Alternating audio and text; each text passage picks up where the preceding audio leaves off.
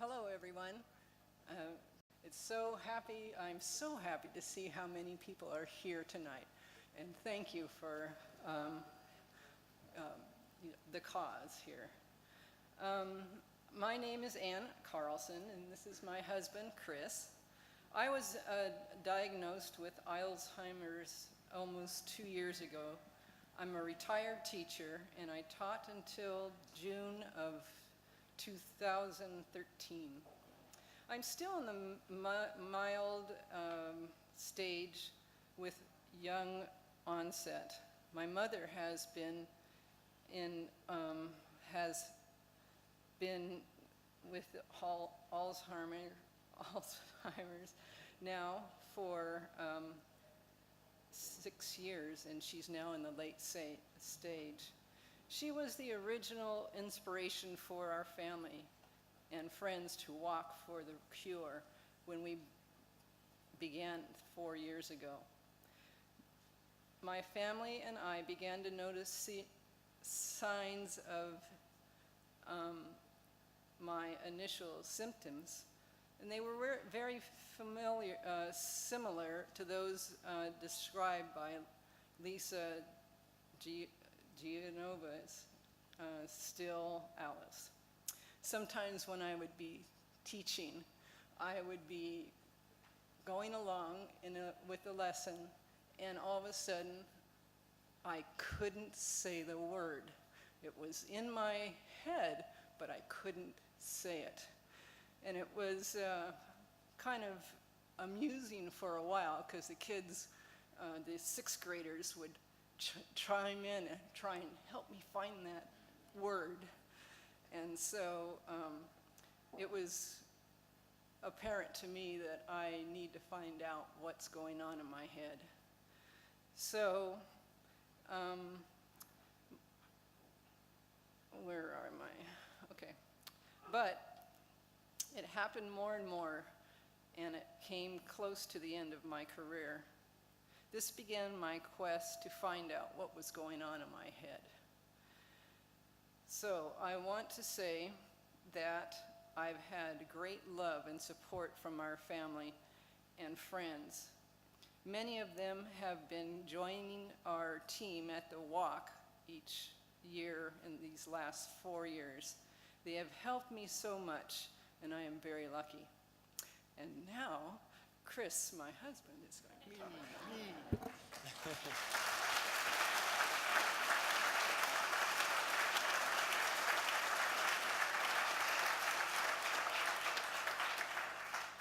We've done this a couple times now, and I love to say, she'll be back. Ann and I have been married for 35 years now and 4 months. We've got 2 beautiful daughters. Our oldest is Lisa, and she's a second grade teacher following in her mom's footsteps. And our youngest is here with us tonight. Her name's Julie.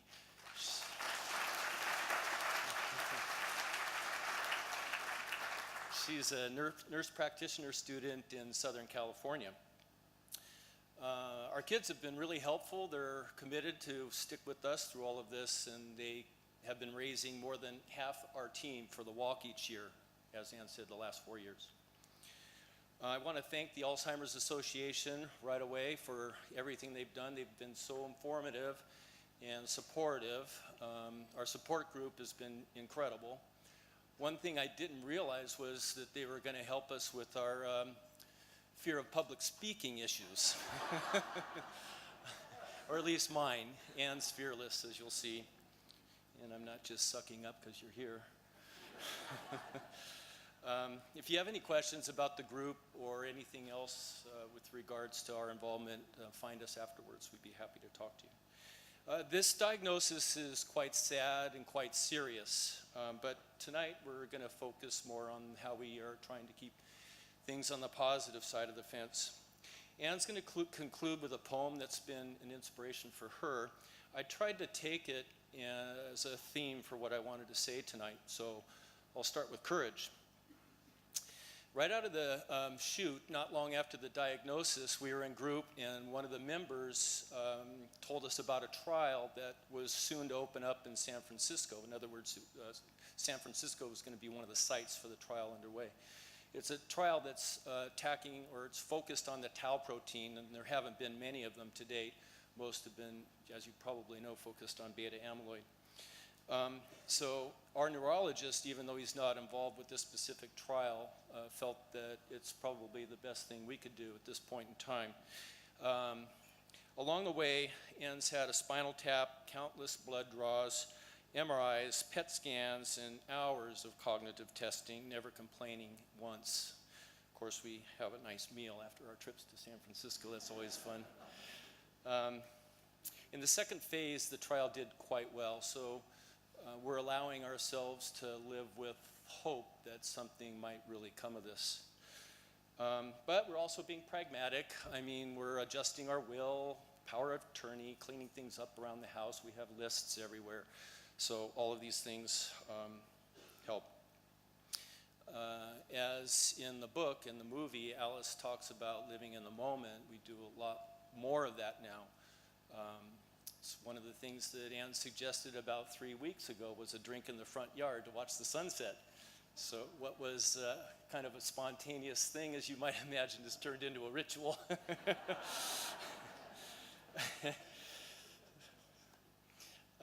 There's lots more we can do. Specifically, I was telling Bill a minute ago, with regard to diet, we really haven't made too many changes along that road. But the neurologist, his name's Dr. Longo, he suggested that exercise is the absolute best thing we can do.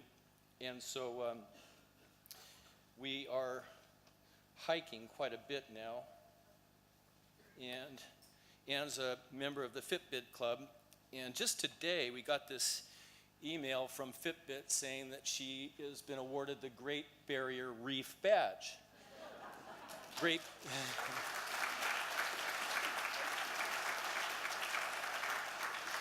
She'll be bringing it to group, Stephanie. The Great Barrier Reef is 1,600 miles long, and she just crossed that threshold today.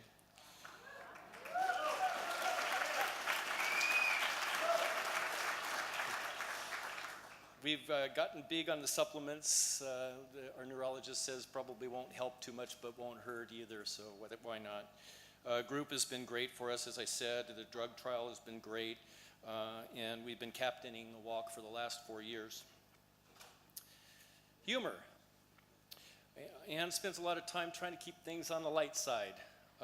And we are spending a lot more time together, but that's working out fine because we enjoy each other's company. In that regard, we're quite lucky. And again, I'm not sucking up. And kind of has that same motto, if I weren't laughing, I'd be crying, so why not laugh? Sometimes when she repeats a question, my body language will tell her that she has. And occasionally she'll repeat it again, say, okay, that's 3 times.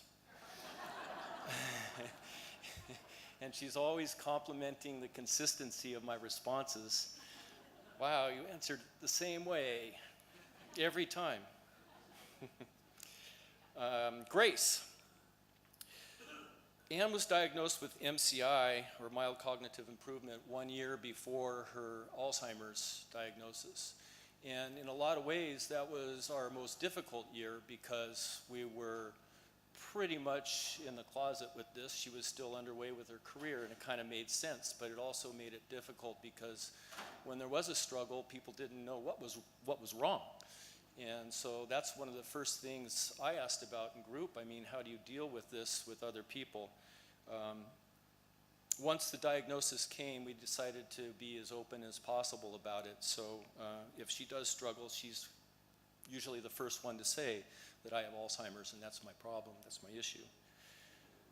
So she's become very open about it. We both have. It's got to be tough to say I have Alzheimer's. So I sometimes think that I'm taking Ann's grace for granted, but it's amazing how engaged people become when you do so. The conversation flows. They're interested. They ask how she's doing. They ask how the trial's going. And it's back and forth as opposed to just, uncomfortably watching us. As I say, the elephant has left the room. This is how we're living today. It's not for everyone. All the symptoms are different with everybody, and how they adjust, how they're flexible toward their own future is going to be different. We know this. We know that, we just pray that we'll stay adaptive and flexible and continue to adjust as we need to in the future.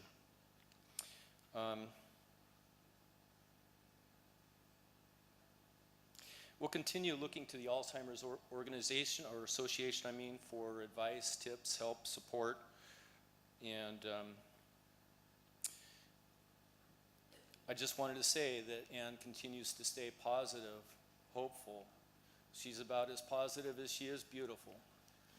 And now I am sucking up just a bit. Thank you. Oh.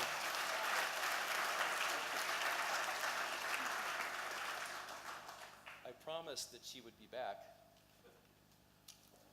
And without further, Anne again. I'd like to leave with you a quote from Kathy Kinney, and it's been an inspiration for me. One day, she finally grasped that the unexpected things were always going to happen in life, and with that, she realized that the only thing that she was I lost my voice here. Oh, okay, so she made what, okay, let me go back. Thank you. Okay, so she made the decision that she was going to use courage, humor, and grace. She was the queen of her life, and the choice was hers. So every day, I make the choice to survive using courage, humor, and grace. Thank you for all of you being here tonight, and I hope that you are generous in the actions of finding the cure.